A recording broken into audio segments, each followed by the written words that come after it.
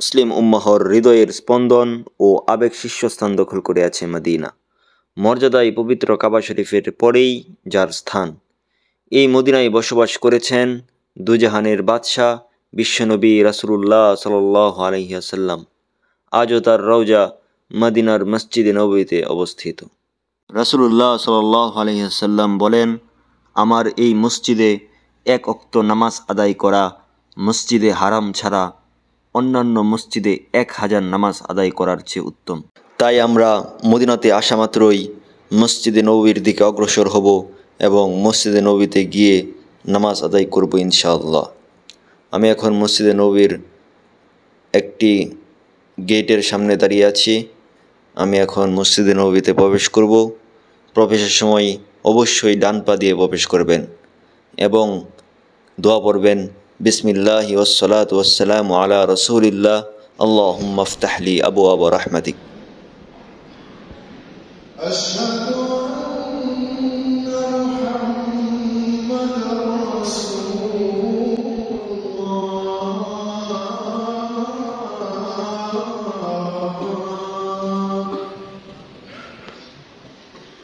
আলহামদুলিল্লাহ, মসজিদে নববীতে জুমার নামাজ আদায় করলাম। এখন আমরা যাব প্রিয় নবী সাল্লাল্লাহু আলাইহি ওয়াসাল্লামের রওজার দিকে, সবুজ গম্বুজের নিচে। আমরা সবাই জানি সবুজ গম্বুজের নিচে প্রিয় নবী সাল্লাল্লাহু আলাইহি ওয়াসাল্লাম এর রওজা মুবারক রয়েছে। প্রিয় রাসূল সাল্লাল্লাহু আলাইহি ওয়াসাল্লামকে তার রওজার পাশ থেকে সালাম জানানোর জন্য সাধারণত জিয়ারতকারীদের এই গেট দিয়ে প্রবেশ করতে হয়, যার নাম বাবুস সালাম। কেননা এই গেট দিয়ে প্রবেশ করে সালাম দেওয়া সম্পূর্ণ করে সোজা পূর্ব দিকের গেট দিয়ে বেরোনোটা ভিড় এড়ানোর সহজ পথ। আর জিয়ারতের উদ্দেশ্যে বের হওয়ার পর থেকেই আমরা বেশি বেশি দুরূদ শরীফ পাঠ করতে থাকবো। আল্লাহুম্মা সাল্লি আলা মুহাম্মদ ওয়া আলা আলি মুহাম্মদ কামা সাল্লাইতা আলা ইব্রাহিম ওয়া আলা আলি ইব্রাহিম ইন্নাকা হামিদুম মাজিদ। আল্লাহুম্মা বারিক আলা মুহাম্মদ ওয়া আলা আলি মুহাম্মদ কামা বারাকতা আলা ইব্রাহিম ওয়া আলা আলি ইব্রাহিম ইন্নাকা হামিদুম মাজিদ। আসসালামু আলাইকা ইয়া রাসূলুল্লাহ, আসসালামু আলাইকা ইয়া আবা বকর, আসসালামু আলাইকা ইয়া উমর ইবনে আল খাত্তাব। এখানে প্রথমে রাসূল সাল্লাল্লাহু আলাইহি ওয়াসাল্লাম, পরে আবু বকর ও উমর রাদিয়াল্লাহু আনহুর রওজা ধারাবাহিকভাবে পাশাপাশি অবস্থিত।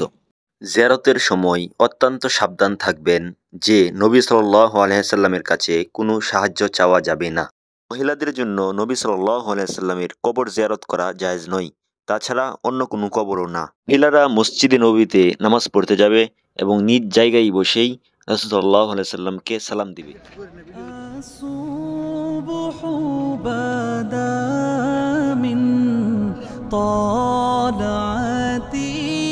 এখন আমরা যাব জান্নাতুল বাকিতে।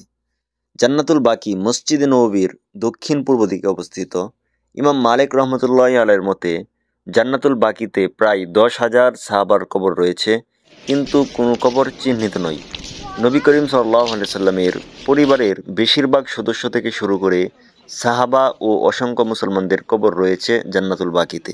ঈদে সমাহিত মুমিনগণের প্রতি সালাম দেওয়ার সুন্নত তরিকা হলো অনির্দিষ্টভাবে সবাইকে একসাথে সালাম দেওয়া ও তাদের জন্য দোয়া করা। আসসালামু আলাইকুম আহলাদ দিয়ার মিনাল মুমিনিনা ওয়াল মুসলিমিন ওয়া ইন্না ইনশাআল্লাহু বিকুম লালাহিকুন।